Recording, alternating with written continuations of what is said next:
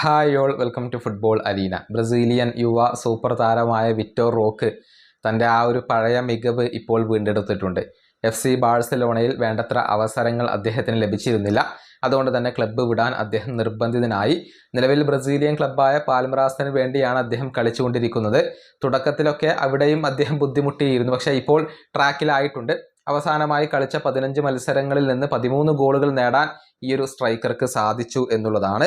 ഇതുമായി ബന്ധപ്പെട്ടുകൊണ്ടുള്ള ഒരു റൂമർ ഇപ്പോൾ പുറത്തേക്ക് വന്നിട്ടുണ്ട്. പ്രമുഖ മാധ്യമമായ കോട്ട് ഓഫ് സൈഡ് ആണ് ഇക്കാര്യം റിപ്പോർട്ട് ചെയ്തിട്ടുള്ളത്. വിക്ടോർ റോക്കിന്റെ ഈ ഒരു സ്ഥിതിഗതികൾ പ്രീമിയർ ലീഗ് കരുത്തരായ ചെൽസി നിരീക്ഷിക്കുന്നു എന്നാണ് ഇവർ റിപ്പോർട്ട് ചെയ്തിട്ടുള്ളത്. അതായത് ചെൽസിക്ക് ഇപ്പോൾ റോക്കിൽ താല്പര്യമുണ്ട്. മികച്ച ഒരു താരമാണ് റോക്ക്. അതുകൊണ്ട് തന്നെ അദ്ദേഹത്തെ കൊണ്ടുവരാൻ ഭാവിയിൽ ചെൽസി ശ്രമങ്ങൾ നടത്തിയേക്കും എന്നാണ് റിപ്പോർട്ട്. വരുന്ന ജനുവരിയിൽ തന്നെ ഒരുപക്ഷെ ചെൽസി ശ്രമിക്കാനുള്ള സാധ്യതകളെ നമുക്ക് തള്ളിക്കളയാൻ കഴിയില്ല. ചെൽസി മാത്രമല്ല, പ്രീമിയർ ലീഗ് വമ്പന്മാരായ ടോട്ടൻഹാമിനും ഈ താരത്തിൽ താല്പര്യമുണ്ട് എന്നാണ് അറിയാൻ സാധിക്കുന്നത്. കോട്ട് ഓഫ് സൈഡ് അങ്ങനെയാണ് റിപ്പോർട്ട് ചെയ്തിട്ടുള്ളത്. ഒരൊറ്റ ഡിമാൻഡ് മാത്രമാണ് വിക്ടോർ റോക്കിന് ഉള്ളത്. സമയം ലഭിക്കണം, കളി സമയം ലഭിക്കണം എന്നുള്ളതാണ്. കാരണം നേരത്തെ FC ബാഴ്സലോണയിൽ വേണ്ടത്ര അവസരങ്ങൾ ഇദ്ദേഹത്തിന് ലഭിച്ചിരുന്നില്ല.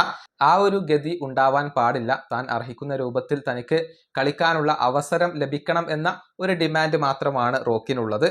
ചെൽസിയിൽ അത് എത്രത്തോളം സാധ്യമാകും എന്നുള്ളതൊക്കെ കാത്തിരുന്നു കാണേണ്ട കാര്യമാണ്. ഒരുപാട് മികച്ച താരങ്ങൾ ചെൽസിയിലുണ്ട്.